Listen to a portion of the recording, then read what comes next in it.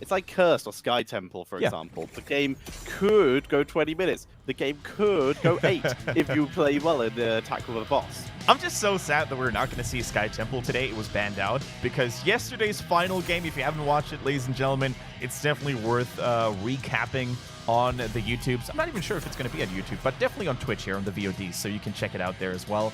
I'm pretty sure it goes to YouTube though as well, so YouTube/Heroes Esports will be your preferred website. Check out. Because we've just had a fiery ending to that. One of the coolest endings to a game I've ever seen. It was very cool indeed. But for now, we are going to be seeing the Medivh banned out once again. Unsurprising. Yeah, it's a good map for him. As Tetris said, you can make him work on almost any map relatively consistently here. Maiev makes it through this time, and guess who's the laughing team behind it? It's GLuck. They're like, you know what? We're going to try to use Trogg's own weapons against them and take away that annoying Maiev. Hanzo, though, stolen, so it's actually a mirrored match here right now, just with different heroes. Everything's swapping. If we see a Yrel come into the pick order here for GLuck, then this is going to look very similar, just slightly different pick order, obviously. Diablo's still available, though. That's pretty crazy because it's a really good map for Diablo. Strong rotations, short distance in between the lanes means that Diablo gets to farm souls relatively quickly, too. In those choke points near the Siege Giants, for example, there's many walls to slam people into. But finally, we see a new hero in there. The Pepper Shaker, Raynor, makes it through. So, with, like you said, a little bit of variation, there's a decent amount of slow potential here. This is not a great map for Exterminator, so we're certainly seeing Ace in the hole.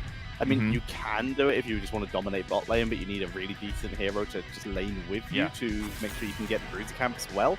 For now, though, Diablo getting removed out. They are first pick on tank, so they want to remove Diablo, which implies an Uberak.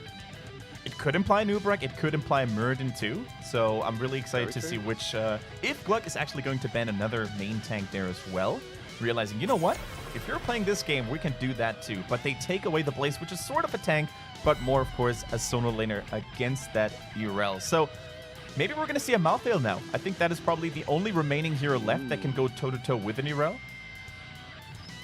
Malthael, Leoric can hold the lane. He's not going to win immediately. Dahaka is also fine if you just want to focus on just freezing the lane and just rotate otherwise. Junkrat can also do it. We always seem to overpass the fact that range solo laners can absolutely be a thing and really disrupt the idea of Yrel being such a dominant solo laner. We'll see if that does continue, because they do need another melee, but they can replace that with someone like Brawl and run him in the group as opposed to in the solo lane. We will have to see. Yeah, there's always a possibility, especially in China and Korea. I feel that we're going to see a Crash Lightning 4-man Thrall. It was played by other teams in HGC Korea as well. I think Ballistics fielded it at some point as well on Dragonshire, actually. Remember that game? So, yeah, I'm still pretty sure we're going to see a solo lane Thrall, if it is going to be a Thrall after all. Maybe a Malthael. Anti-healing against Whiteman is certainly not a bad thing to have as well. And we could go for this double anti-healing between Malthael and Decker Kane like we saw yesterday, but no, it's going to be a Dahaka, a little bit of global, really good pick on Dragonshire. Yeah, a little bit more standard in terms of pick choices for Trog here, but there is so much crowd control here. Literally everyone comes with something, at least most of them come with something, and Hanzo gets his at level 10, which is almost certainly going to be the choice. Whereas it's, again, a almost identical draft, just swapping one hero out here, the Raynor in exchange for the Greymane, for the side of GLuck here, to the composition that was run by Trog last game. Can they execute it as effectively is what we have to find out. Yeah, it's a really interesting game here, I think, in terms of raw drafting, because both teams are looking pretty solid at that. Raynor, in my opinion, could be that difference maker, though. If Raynor gets a good team fight in, where he's not contested by either Muradin, or the Dahaka, I think he's just going to rain down some hellfire onto his opponents. There's decent slowing synergy with that Ace in the hole. Nubarak brings his own slows. Stuns, of course, count as well. He can always go for the unstable compound himself. So yeah, let's see how much value the Jimmy can get. On the left-hand side, ladies and gentlemen, it is Team Trog, currently leading the series 1-0 in the blues, and their opponents from the Pro Division, Team GLuck in the reds. And we're starting off with the unsurprising pick of the Ace in the hole. We're also seeing the nicest memento, though. This could imply just giving Maiev a little bit of opportunity to hold solo lane. All right, both teams assembling here in the middle. Both teams have their ways of, you know, long-distance poke. I think, speaking of long-distance poke, that is definitely favoring Trog, though, if you really look at the matchups here with double Overwatch backline, Junkrat and Hanzo. But still, you know, with a Jimmy, you can certainly hold people at bay as well. Exactly. So we're going to see a nice dive onto Hanzo there. Gets interrupted on his natural agility, but now a Nubrak might be suffering similar fate. Brock's hit with the concussion mine, and he is getting shredded. Not even the Beatles, who intercept the aggro of towers, can save him there. Angel Wing a little too close, though, to the Maiev. That's definitely not where you want to be at as a squishy ranged laner. So yeah, nice two-man body block there, actually. The Beetle too big there to really squeeze his way out. So it was a 1-for-2 trade. These kills in the early game don't really mean a whole lot, so it's much more important to get back into lane, to soak all those minions and get the experience than, you know, getting counter kills or anything. Is my mic better now, by the way? It sounds much better now, yes. Cool. Wish it would stop. So, we see the mercenaries being taken. Myson doing an absolutely terrible job of dodging the siege giant damage. So, call it how we see it. He's going to take a lot of damage, but he does get Whitemane here to help healing up using that level 1 clemency. All right, I think Isaac on the Meridian, who was trying to, you know, maybe invade and maybe cause a little bit of nervousness on the opponent's side here, but he was a little too late. The Red Siege Giants for Team GLuck are now also unleashed. So we're going to have a little bit of a skirmish in the bottom lane, because you don't want to give up those Siege Giants too easily, right? You don't want to get mercenaries only to abandon them and make them die. Oh, Roxer, careful. Like, as good as those Overwatch heroes are in terms of, you know, poking, they also have some serious auto-attack damage, especially Hanzo, so Nubrak needs to be on his tippy toes. That he does. Needs to play safe, play back if he can, make sure he doesn't get himself caught out of position. For now, Siceman pinging away at the Siege Giants. His team Siege Giants a little bit healthier here, but this Rainer's pretty okay at clearing these up. The question is, MSG easily able to jump behind his build. Mercenaries there, sorry, I forgot the word. And so, as such, will dodge the Dahaka tongue. Okay, Siceman here just shooting a couple of arrows into that choke point there. This is a really good spot for Hanzo. He can normally get a lot of value from those attempts here, getting a couple of stacks for simple geometry at level 1. In the meantime, Shrine Control swaps over. Trog is maintaining control over the top lane, while GLuck controls the bottom. And already a sneaky mercenary attempt, and they're going to get it. Very sneaky indeed. They grabbed that away without too much interference. No one even contesting that Moon Shrine. They're barely even winning a top Moon Shrine. Dahaka able to hold against Yarel, at least for the moment. Man, Tetra, did you read the latest episode of the Heroes comics, the Nexus lore? I had not. I didn't realize there was a new episode out. How recently were we talking? The one, the Siege of King's Crest, and it actually shows what these Moon and Sunshine stand for. It was very sad, but very enlightening too. And they get the Dragon Knight, actually. Super cool to see that sneaky maneuver from Team GLuck coming to a success here. Team Trog a little too slow to prevent it from happening. So yeah, Moon and Sunshine, they basically stand for the daughters of the Lady of Thorns. So each... or the children, I should say. So each child has one of those, the son and the daughter. When they combine it, Tetra, they unlock their daddy, which is the Dragon Knight. Okay, so we don't know how he turned into this Dragon Knight, but they unlock him, and it's their father. I don't know. It's a curse. It was said in like the yeah, it was said in the comic with Afira or whatever her name is. I know that much. But so wait, are the son and the daughter alive? Why is it that? I'm not gonna tell you this because it's a pretty dramatic comic, and I do not want to spoiler anything for you and the people out there. Fair enough. Cool. All right, so the Dragon Knight, currently unlocked Dragon Daddy, is going to pop and release a Nubarak for the time being. Yep, Nubarak comes back. Look at that sweet tether actually interrupting the Dwarf toss, and Muradin all of a sudden is no more. He had this one ticket to safety, but Maiev took it away from him. And once again, continues to be the name of the game here. Maiev is pretty good, yo. Taking a fair amount of damage. A noob tunnel, Burrow, sorry, to dodge the tether. Maiev having to use both the wands to dodge the scroller ceiling, but so far, no counter kill for Trog here, giving GLuck a 2-kill lead. Yeah, and already it seems to me that Trog are struggling to find that same stride that they had in game number 1, right? On Dragon Char, you have to go for much more complex rotations. It's a 3-lane map instead of a 2-lane map, so teamfighting is not always as easy to start. And it really looks to me like GLuck feels much more at home on this map. Yeah, they're in control. They're having a decent time here. As we see Siceman just burning through mercenaries. He's already got pretty decent stacks. If not, it might already be complete. I didn't see how many scatter arrows he shot out there. But he's looking good. He's looking good for now. And once again, Team Trog is trying to keep this bottom lane clean. Can't overextend, though, because once again, this time they're basically tasting a bit of their own medicine here, right? In game 1, they were the ones with an excessive amount of CC. This time, they need to be careful themselves because Anubarak and Maiev are now on the other side. The question is, Tetra, are we going to see that double isolation style coming out from Team GLuck now? Or are they going to go for a little more standard play here with the Maiev going for the Warden's Cage? We might find out. We're going to be finding out very shortly as they are approaching that level 10. Isolation or team fight blow up. We will find out in a couple seconds. As for now, the next shrines are spawning in 13 seconds. With MSG and the Maiev cleaning up top lane, we're seeing Trog try to put on some pressure to bot lane to gain some space on the map. Alright, level 10s are being held right now. Mycen hasn't really decided yet, or he wants to keep their opponents in the dark a little longer here. Because as you said, it's two completely different ways of fighting, right? The one focuses on trapping people, as many people as possible, and the other style focuses on trapping one. And looks like we have the double isolation again. So they're literally copying what Trog just used against them in game number 1.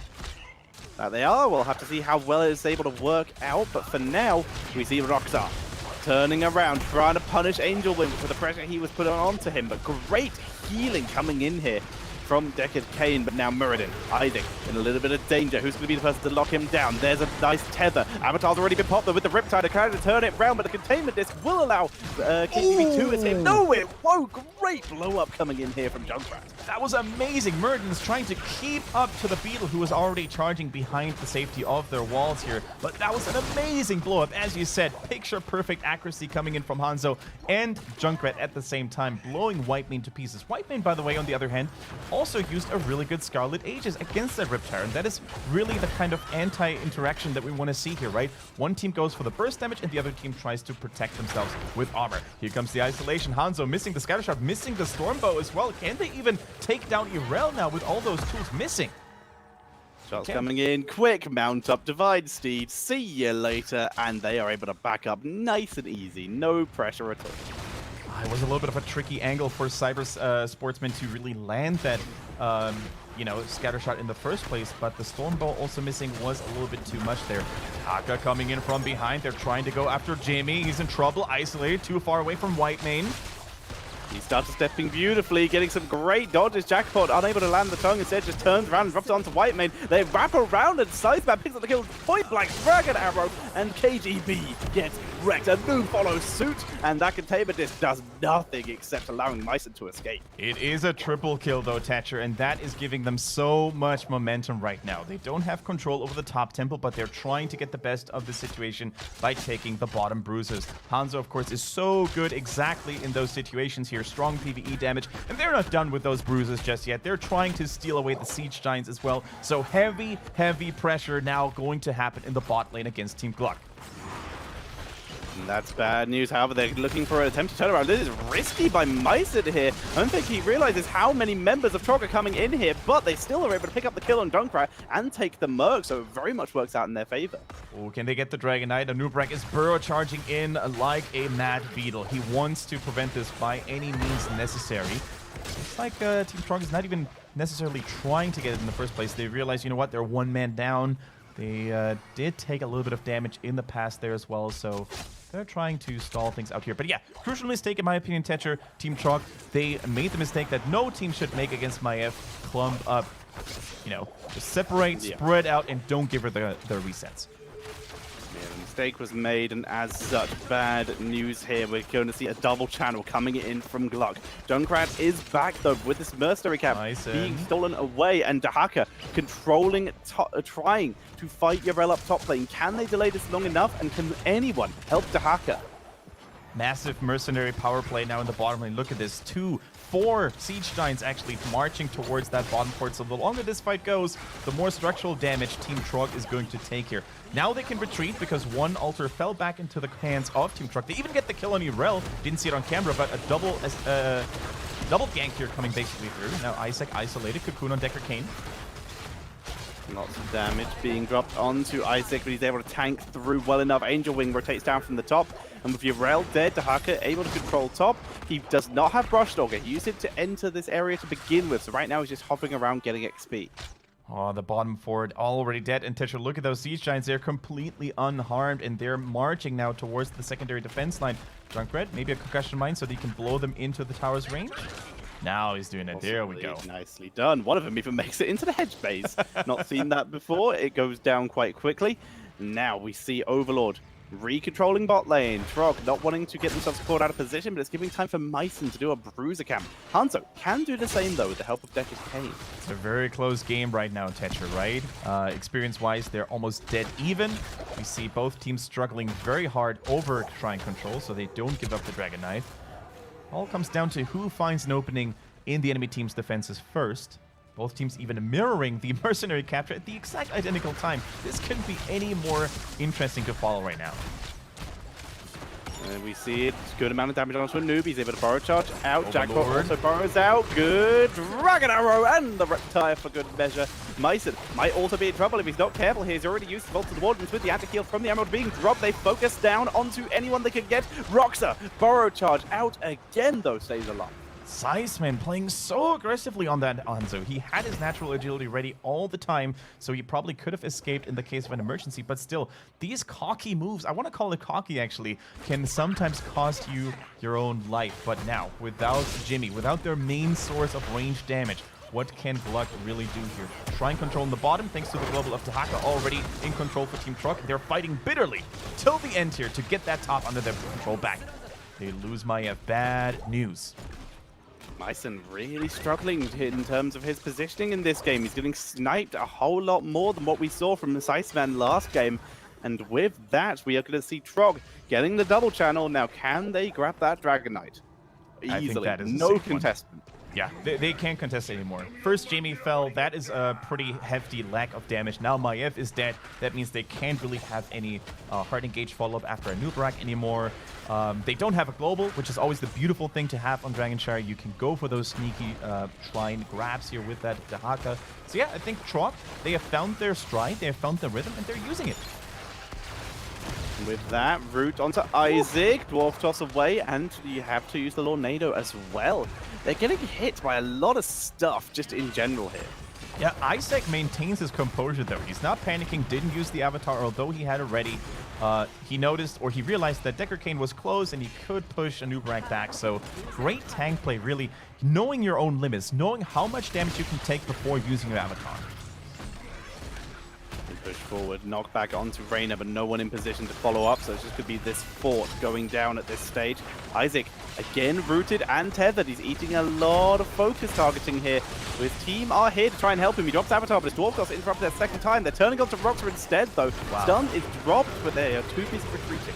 They're tanking through, and they're reinitiating here. The Riptide coming through. KCB is so low right now. Needs to retreat. Whitemane out of juice. No mana, no health left, and down she goes.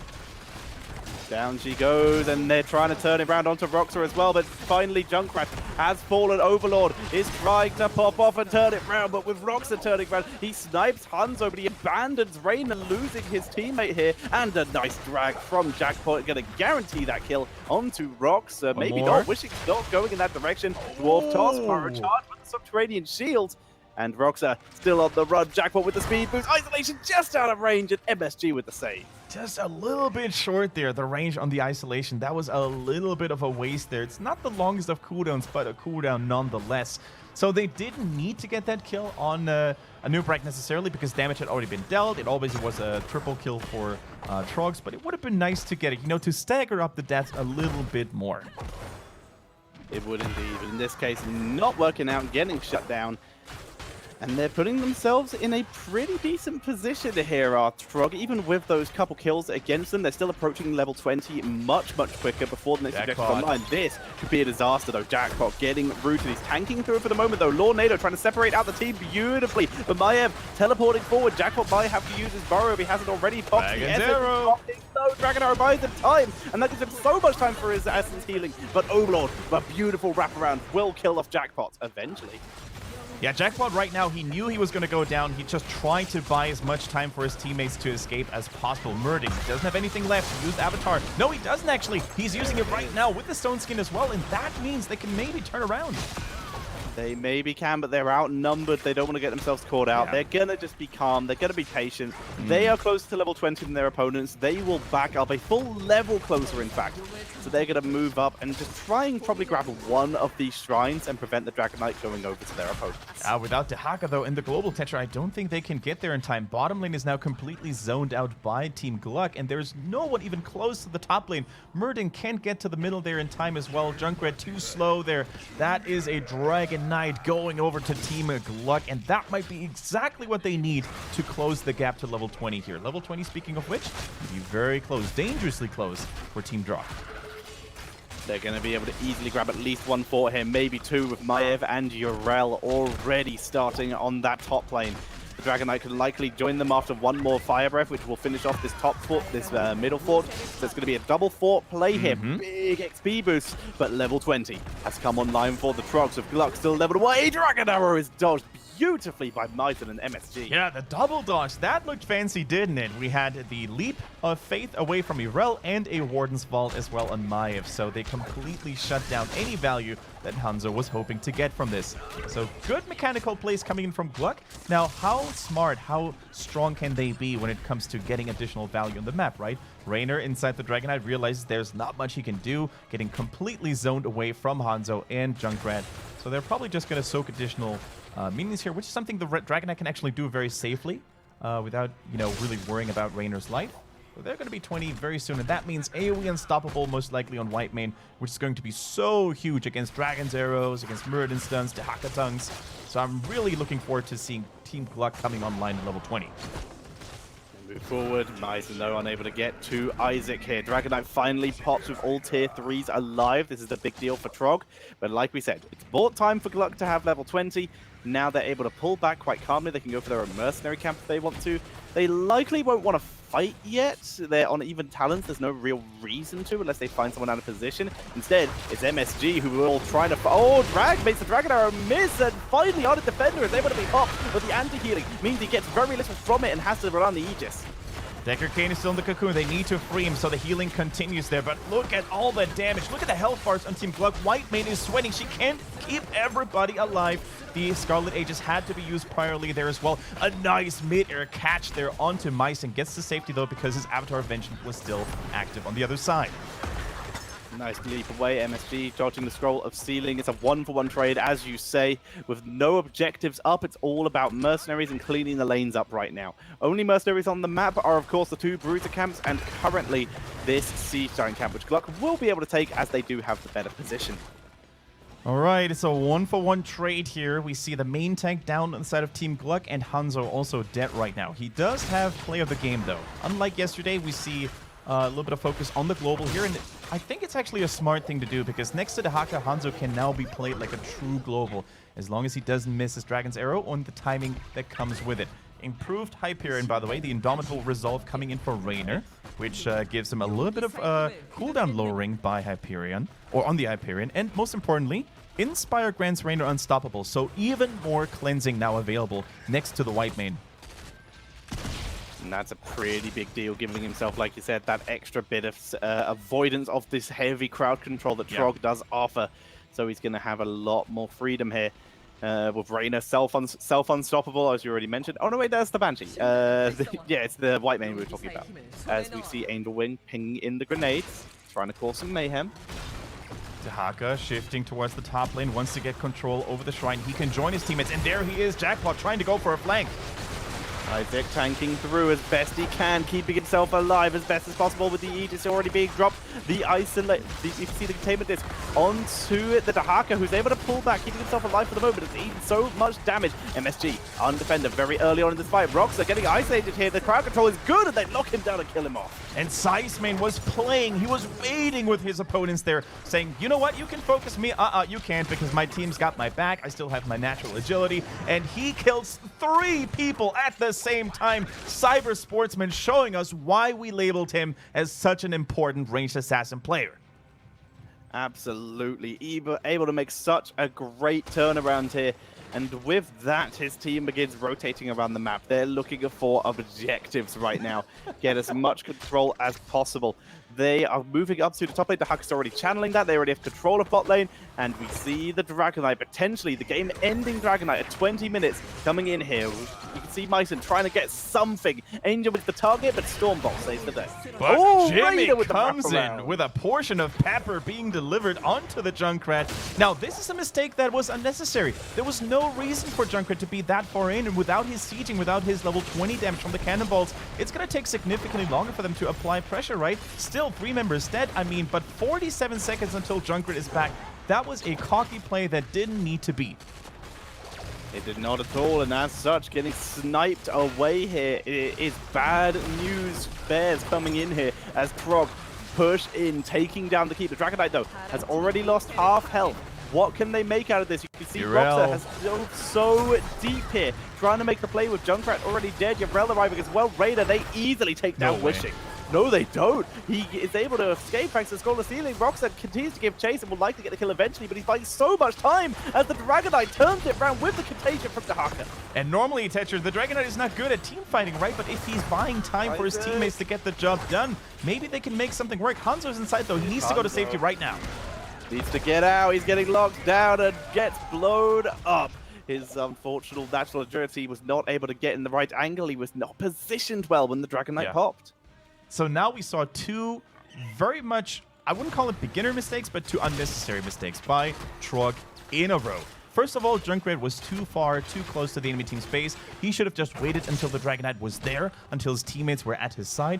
And then we saw Hanzo not respecting or not managing the cooldown, the duration of the Dragon Knight very well. He was surrounded by enemy heroes. He should have been way far back there as well, just to guarantee his own survival. But now we have 25 seconds left for Hanzo to respawn. How greedy, how aggressive, how confident can Team GLuck be to make this counter push happen? And now they're pushing in, like you say, double mercenaries. Dahaka's trying to split push, gain his team some XP and wait for Hanzo to return. He can also try and make a wraparound play with isolation already back with, of course, that upgraded contagion.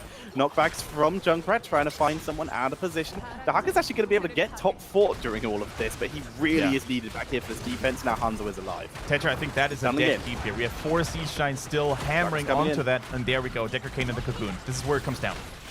Dark is coming in. Decker gets popped out of the cocoon. Isaac getting focused out, but he's already popped the avatar. And the Stonefall keeps him alive. Rewind trying to focus onto Overlord. Overlord dropping low. Can they finish it? Play of the game, but they finish off Overlord in exchange for no one right now. They're tagging through. Isaac leaping to freedom as Dahaka chases MSG. Beautiful drag. Not even a chance. And it's a triple kill coming in for Trog with KCB locked down. That's a quadra. And that's probably game, Kendrick. That is probably game indeed, because the fight took place at exactly the location where they just a few moments ago destroyed that red keep. So Trog, with all members alive this time, with 4 members dead on the enemy team side, they're going to shut down Team GLuck's luck streak here. They're going to take game number 2. There's nothing alone a Nubrak can do. And, you know, Cyber Sportsman, we gave him a little bit of slack there for that Dragon Knight boo-boo, but he came back here online with Murden. A beautiful focus on Raynor, who still had the self-cleanse thanks to the level 20 talent, but even that was not enough. With a great rewind play by Isaac on the Murden, they shut him down, and they take game number 2. That is 2-0 to the Trogs right now. They are now 2 games away from a clean shutout and becoming HGC professional players.